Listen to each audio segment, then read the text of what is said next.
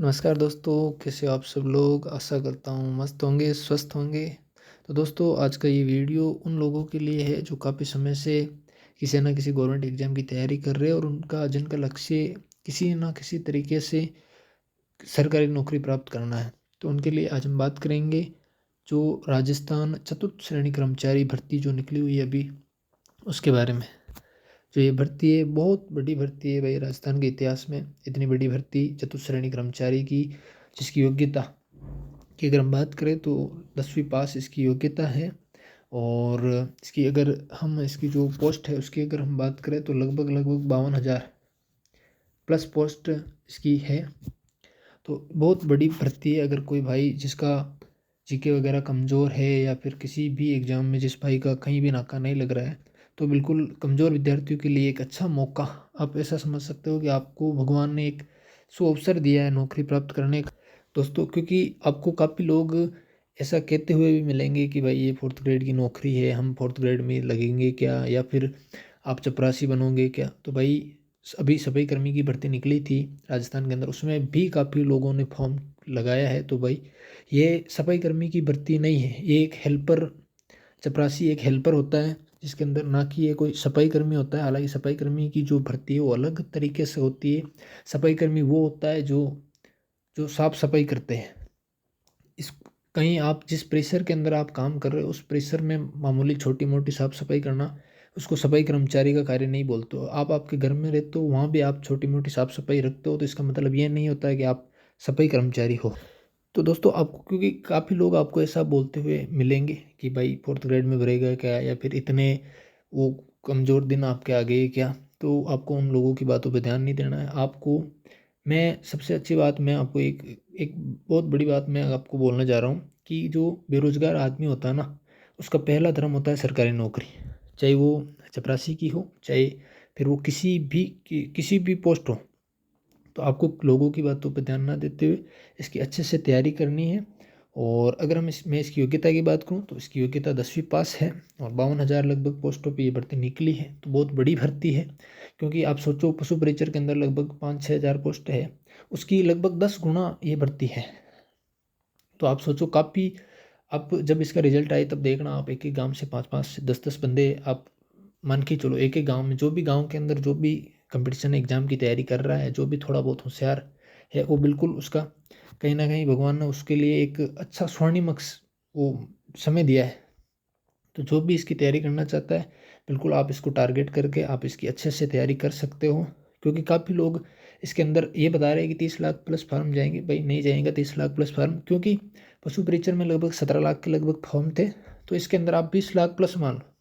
20 lakh plus का मतलब है 20 से 22 लाख के लगभग इसके अंदर फॉर्म मानो आप।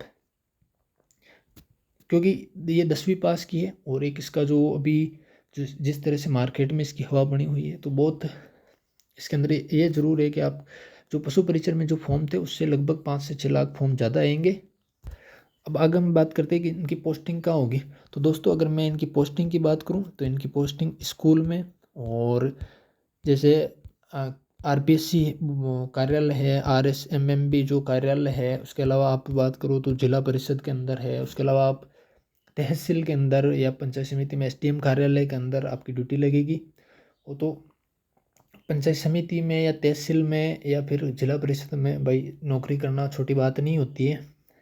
क्योंकि जिला परिषद के अंदर या तो सबसे ज़्यादा जिला कलेक्टर की चलती है और उसके बाद में सबसे ज़्यादा चपरासी की चलती है। तो पैसे भी कमाने का बहुत अच्छा मौका है। क्योंकि आपको पता ही है, आप सुनते ही हो जिला कलेक्टर का जो भी चपरासी वगैरह होते हैं उनकी आपको न्यूज मिलती होगी। तो चलिए हम आगे इसके बात करें कि कार्य क्या करना होगा। तो कार्य की अगर मैं बात करूँ तो भाई साफ़ सफाई, छोटी मोटी साफ़ सफाई, आप जैसे आपके ऑफिस के अंदर झाड़ू लगाना हो सकता है और पानी वानी की व्यवस्था करना हो सकता है। बाकी हेल्पर का जो कार्य है वो आपको करना है। हेल्पर के कार्य में आप जैसे कि आपके जो ऊपर अफसर है उन्होंने कोई कोई फाइल मंगा ली तो आप फाइल ले आए उनके लिए, आप उन्होंने बोल दिया तो आप उनके लिए चाय ले आए। ये छोटा मोटा जो कार्य है वो उसके अंदर करना होगा। अगर इसके एग्ज़ाम की हम बात करें तो इसका एग्ज़ाम लगभग, इसके एग्ज़ाम की अगर हम बात करें तो इसका एग्ज़ाम सितंबर के अंदर है, 18 से 21 सितंबर, करीबन 3 से 4 दिन तक होगा। क्योंकि बोर्ड को उम्मीद है कि बहुत ज़्यादा फॉर्म इसके अंदर आएंगे, तो इसलिए 3 से 4 दिन तक बोर्ड इस एग्ज़ाम को कंडक्ट करवाएगा। और उसके बाद अगर मैं बात करूँ, उसके बाद हम बात करें कि इसका जो सैलरी है, इसकी सैलरी क्या होगी। तो दोस्तों इसका जो वेतनमान है वो लेवल फर्स्ट का है। लेवल फर्स्ट का इसका वेतनमान है, तो उसमें करीबन 5,200 से 20,800 तक की जो सैलरी आती है। तो अगर आपकी मैं बात करूं, जो भी भाई इसके अंदर जिसका फाइनल सिलेक्शन होगा, तो उसको प्रोबेशनल काल में शुरुआत के अंदर 12,400 रुपये, जो लगभग सभी भर्तियों के अंदर यही मिलता है। एक टीचर को आप छोड़ सकते हो, बाकी इसके अलावा जैसे राजस्थान पुलिस कांस्टेबल में भी लगते हो, वो भी 4th ग्रेड की नौकरी है। उसके अलावा आप जेल प्रहरी 4th ग्रेड की है, उसके अलावा वन रक्षक वगैरह ये भी 4th ग्रेड की है। तो शुरुआती जो वेतन होता है वो यही होता है। उसके बाद में अगर प्रोबेशन के बाद में अगर हम बात करें, तो आपका बेसिक पे, उसके अंदर आपका HRA वगैरह और DA वगैरह मिलके लगभग 28 से 29,000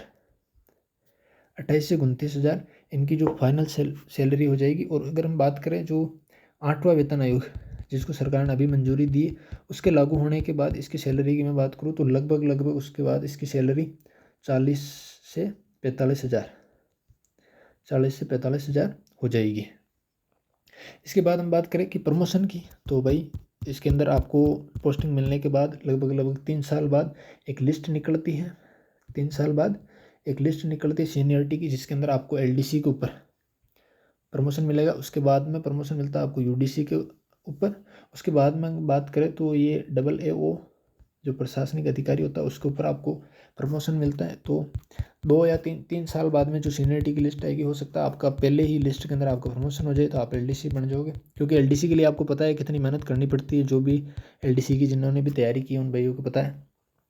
इसके बाद अगर हम बात करें जो इसका एग्ज़ाम पैटर्न है, तो उसके अंदर 120 क्वेश्चन लगभग 200 मार्क्स के 120 क्वेश्चन है इसके अंदर 200 मार्क्स के, और 2 घंटे का इसके अंदर पेपर होगा।